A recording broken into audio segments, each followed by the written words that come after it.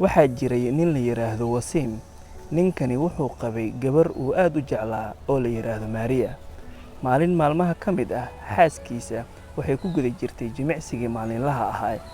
waxay ku ordaysay meel u dhow buurta tuulada ay ku noolaayeen. way ka soo dhacday buurtii waxaana soo gaaray dhaawac daran.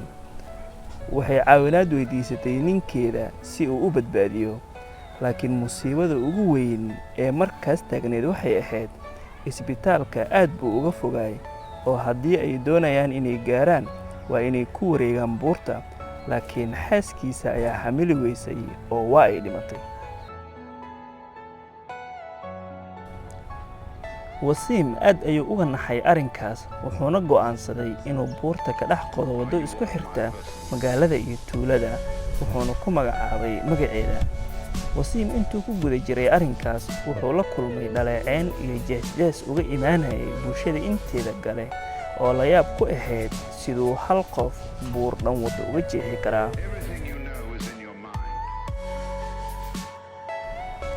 laakiin isaga dhegjalaq ma uusan u siinin niyad-jebintooda.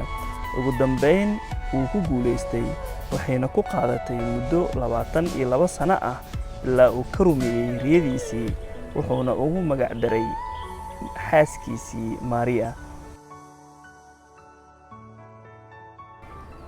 haddaba dhegaystow, maxaan ka baran karnaa qisadan ama dhacdadan? fadlan fikirkaaga noo reeb. fadlan page-ka like saar, subscribe-na noo samee. midaas waxay nagu dhiirigelinaysaa qisooyin sidan oo kale u qurux badan inaan idiin soo gudbino insha Allah.